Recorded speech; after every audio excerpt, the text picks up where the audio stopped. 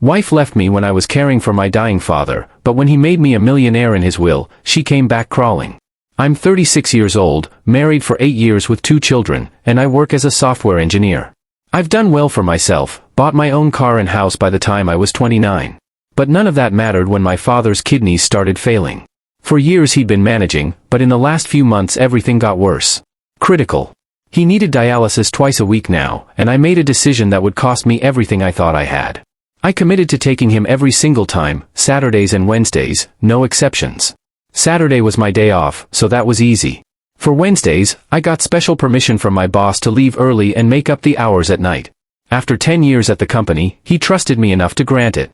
But at home, my wife Vanessa saw things very differently. And what she did next would tear our family apart.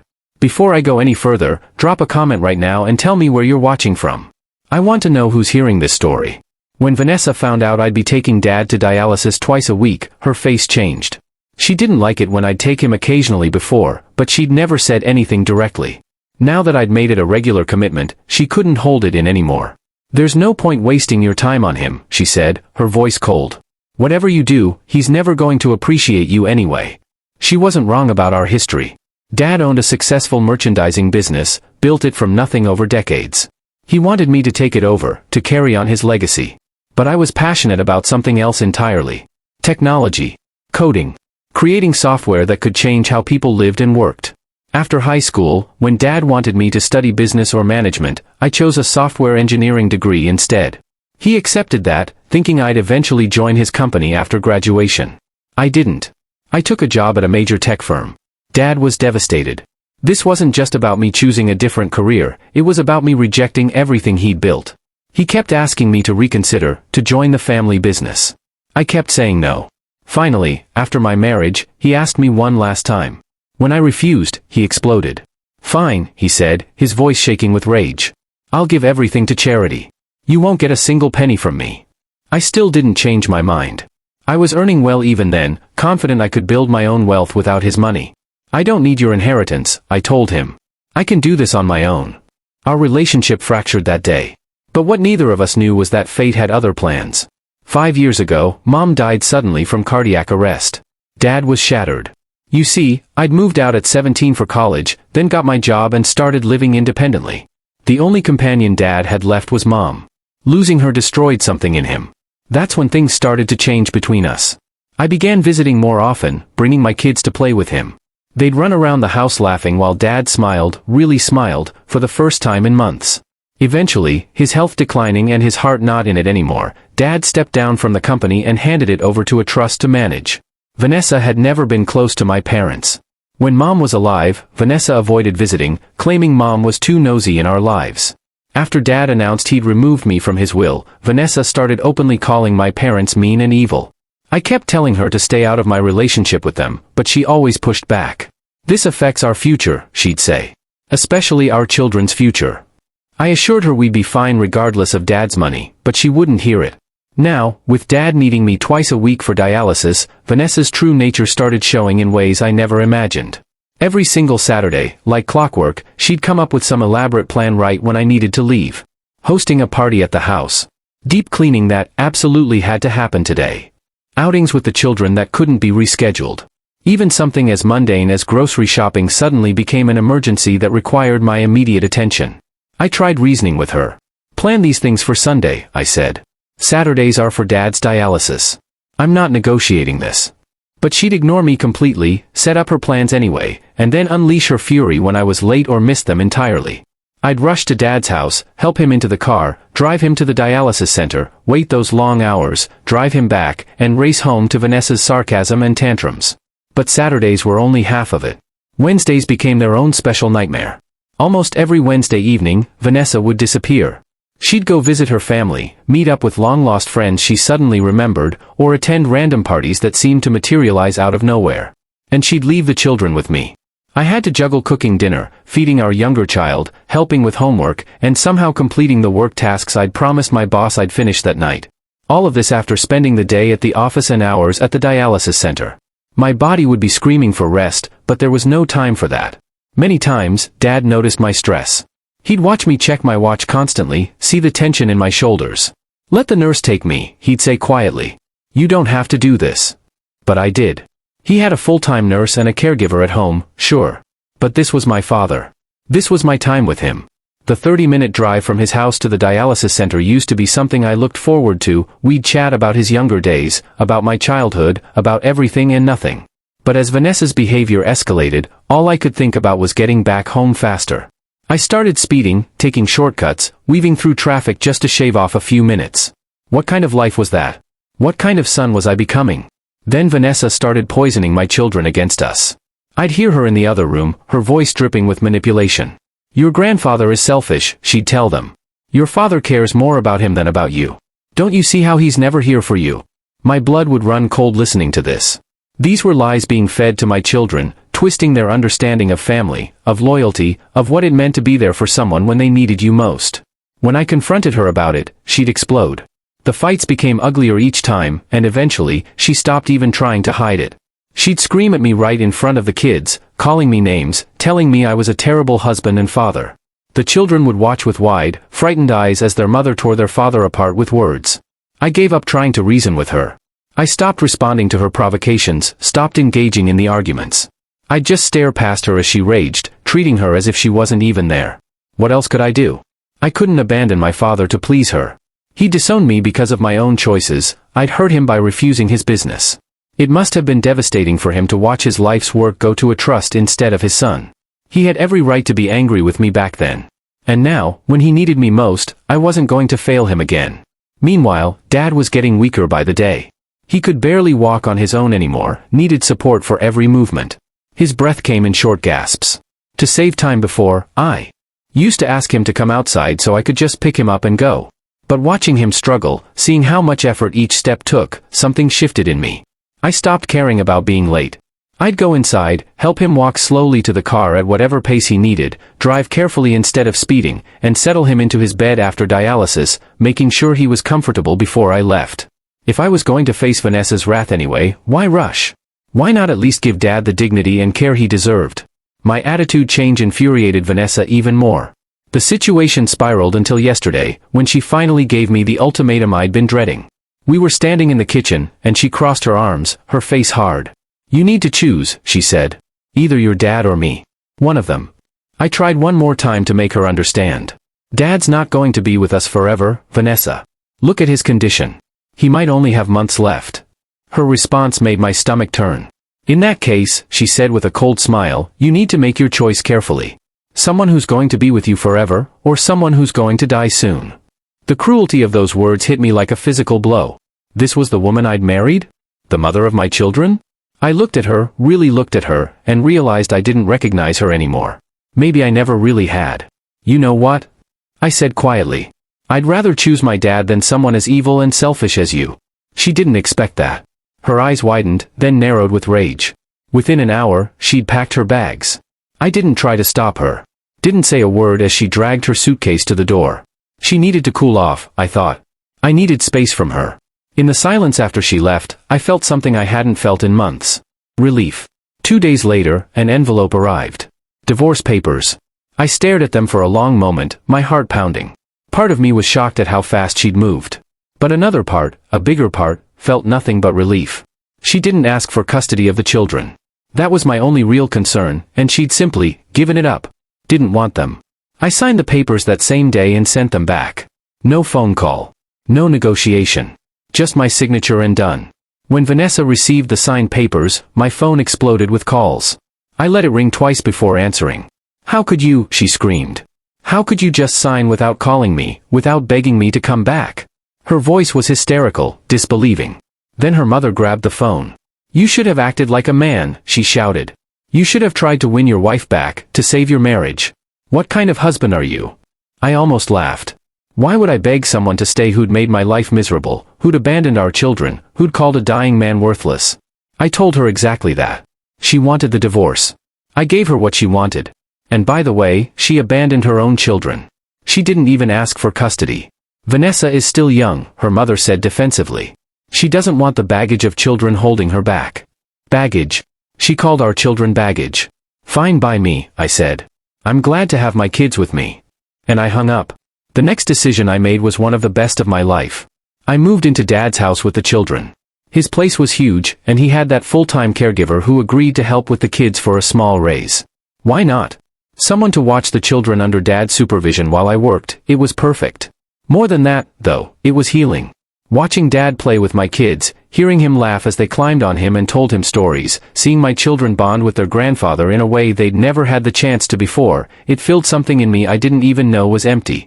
Vanessa had thought divorcing me would make my life impossible. She'd assumed I couldn't juggle work, the house, the children, and Dad's care all on my own. But with everything falling into place so perfectly, I was having the last laugh. And I won't lie, it felt good. The months that followed were some of the happiest of Dad's final time. Every evening we'd have dinner together, the kids chattering away while Dad smiled at them with such pure joy. He'd teach them little life lessons, tell them stories about when I was young, show them old photos. My daughter would curl up next to him on the couch, and my son would ask him endless questions about everything under the sun. "Your grandpa's the smartest man in the world," my son announced one day. Dad's eyes filled with tears. But time was running out. We all knew it, even if we didn't say it out loud. Last week, Dad went to bed after a particularly good day. The kids had been playing a game with him, and he'd been laughing so hard he could barely breathe. I'd helped him to bed around 9, made sure he was comfortable, kissed his forehead. "Love you, Dad," I said. "Love you too, son," he whispered back. Those were the last words he ever spoke to me. He passed away in his sleep. Peacefully, the doctor said. His nurse and caregiver both told me that the last few months had been the happiest they'd seen him in years. "Moving in here with the children extended his life," the nurse said, tears in her eyes. "He was ready to give up before. You gave him a reason to keep going." The children took it hard, especially my daughter. But Dad had taught them well in those final months. "Grandpa said life doesn't stop for anyone," my son told me, his voice wobbling but strong. "He said we have to accept things and keep going." I held them both and cried, proud and devastated all at once. A week after the funeral, Dad's lawyer, Mr. Harrison, called me. "I need you to come to my office," he said. "There's the matter of your father's will." "That's not necessary," I told him. "Dad already told me everything went to the charity trust. Just proceed with the paperwork. I assume I need to vacate his house since that probably went to them too." Mr. Harrison laughed. Actually laughed. "Just come to the office. Trust me on this." When I arrived, I was surprised to see the trust board members already there. They looked as confused as I felt. Mr. Harrison gestured for everyone to sit, then opened a folder and began reading. Within the first few sentences, I couldn't hold back the tears. Dad had left everything to me. The business. The house. His entire estate. Everything. "Wait," I managed to choke out. "When did he change this?" "After I started taking care of him." Mr. Harrison smiled gently and shook his head. "He never changed it. You were always his heir. The will was never altered, not once." I broke down completely then. All those years thinking he'd disowned me, that he'd been so angry he'd written me out of his life. It had all been a threat, a challenge, maybe even a test. But he'd never actually done it. He'd always planned to leave everything to me. "Your father was incredibly proud of you," Mr. Harrison continued. "He told me many times how much he respected that you chose your own path, that you didn't let his pressure change who you were. He said it took real strength to walk away from generational wealth to pursue your passion. That was the son he wanted, not one who'd bend to his will, but one who'd stand firm in his own convictions." The trust members were nodding. One of them, an older gentleman who'd known Dad for decades, spoke up. "Your father talked about you constantly. How successful you'd become on your own merits.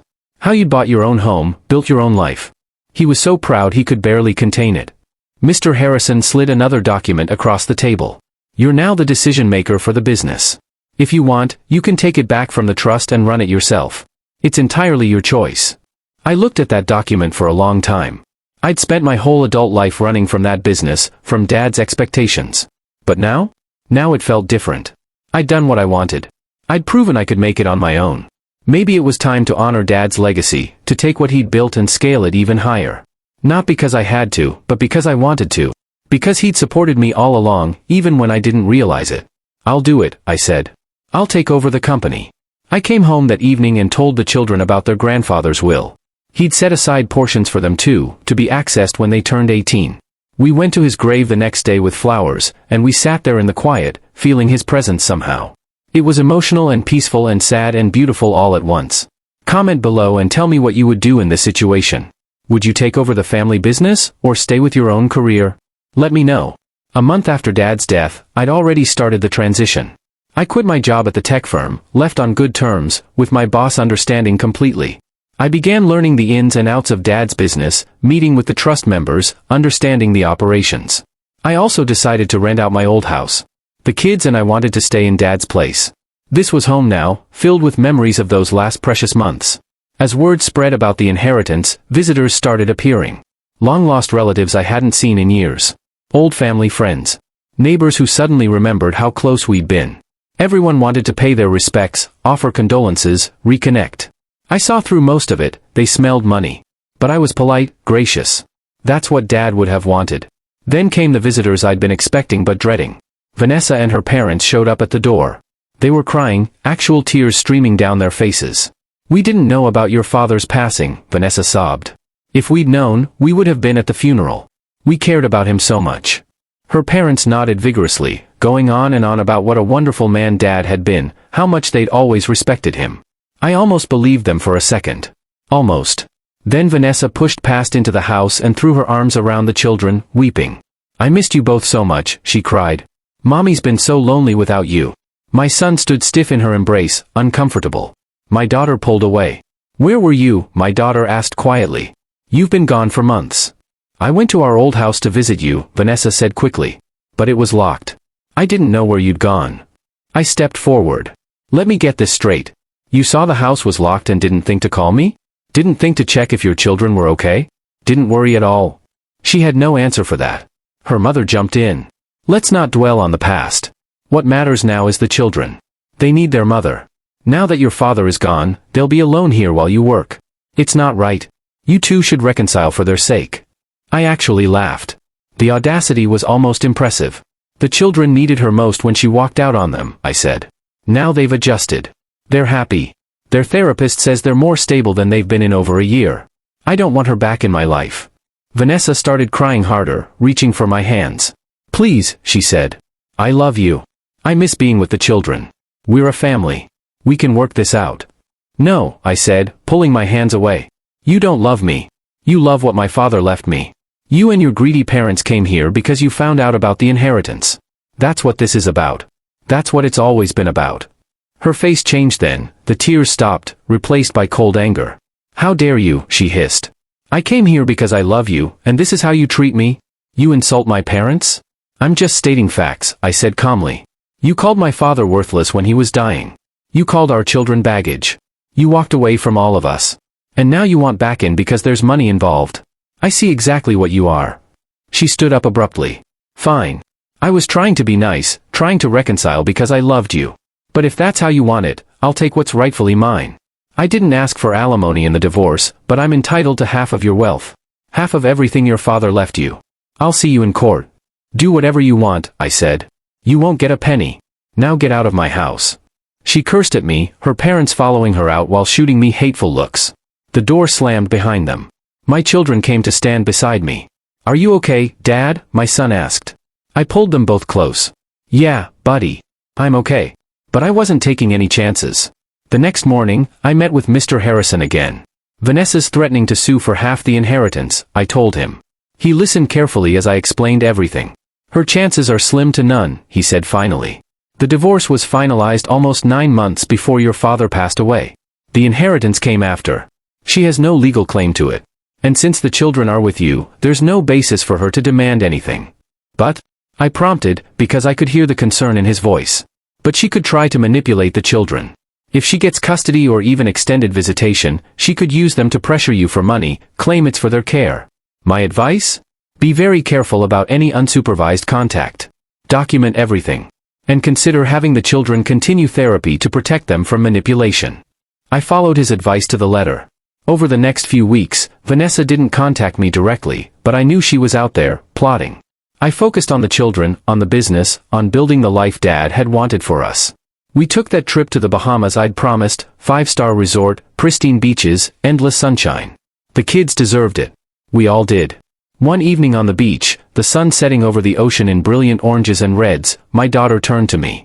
"Daddy, is Mommy ever coming back?" I thought carefully about how to answer. "I don't know, sweetheart. But I know this, your grandpa loved you so much. And I love you so much. And we're going to be okay, no matter what happens." My son, older and more perceptive, added quietly, "Grandpa would be proud of you, Dad. Of how you're taking care of us and his company." I looked down at the watch on my wrist, Dad's watch, left to me in the will. It was an old-fashioned thing, probably worth a fortune, but I'd never sell it. I wore it every day, feeling close to him somehow. "Yeah," I said, my voice thick. "I think he would be." 6 months have passed now since Dad's death. The business is thriving. I've implemented some tech innovations that have streamlined operations and increased profits by 30%. The trust board is thrilled. More importantly, I feel like I'm honoring Dad's legacy while still being true to myself. I'm using my tech skills in the business world, bridging the gap between his generation and mine. The children are doing wonderfully. Their therapist says they've processed the loss of their grandfather in a healthy way and have actually grown more resilient through it all.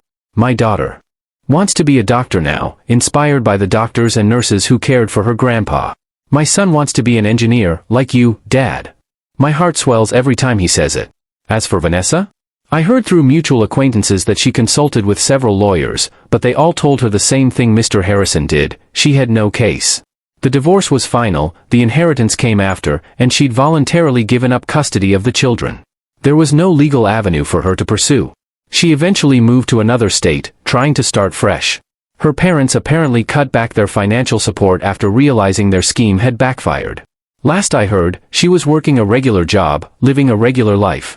The life she'd have had if she'd just been a decent person to begin with. I don't wish her harm. I don't think about her much at all anymore. She made her choices, and now she lives with them. That's how it works. Every Sunday, the kids and I visit Dad's grave. We bring flowers, tell him about our week, share our victories and struggles. I talk to him about the business decisions I'm making, asking for his guidance even though I know he can't answer. Sometimes I think I can feel his approval anyway, in the warm breeze or the peaceful quiet of the cemetery. Last Sunday, as we were leaving, my daughter placed her small hand in mine. "Dad," she said, "I'm really glad we got to know Grandpa before he left. I'm glad we moved in with him." "Me too, baby. Me too." My son walked on my other side, and I felt this overwhelming sense of rightness. This was my family now. This was what mattered. Not the inheritance, not the business success, not winning some imaginary battle with Vanessa. Just this, my children, healthy and happy. Dad's legacy living on through them, through me, through the values he taught us in those final months. On the drive home, my phone buzzed. A text from Mr. Harrison: "Trust board meeting next week. They want to discuss expansion plans. Your father would be incredibly proud of what you're building." I smiled and set the phone down. Yeah, I thought. Maybe he would be. And maybe, in some way, he already knew. That night, after putting the kids to bed, I sat in Dad's old study, my study now. The leather chair creaked as I settled into it, the same chair he'd sat in for decades building his empire. On the desk was a photo from those last months, Dad surrounded by my children, all of them laughing at something. His face was gaunt, his body frail, but his eyes were alive with joy. I picked up the photo and studied it. This was the man who'd loved me even when I'd disappointed him. Who'd challenged me, tested me, but never actually abandoned me. Who'd seen my worth even when I couldn't see it myself. Who'd known, somehow, that I'd come back to him when it mattered most. "I hope I'm making you proud, Dad," I whispered to the photo. "I'm trying my best." The watch on my wrist ticked steadily, counting the seconds, marking the passage of time. "Life doesn't stop for anyone," Dad used to say. "You just have to keep moving forward, doing your best, loving the people who matter." So that's exactly what I'm doing. If you've made it this far, hit that like button and subscribe for more stories. Drop a comment and tell me, did I handle this right, or would you have done something different? See you in next one.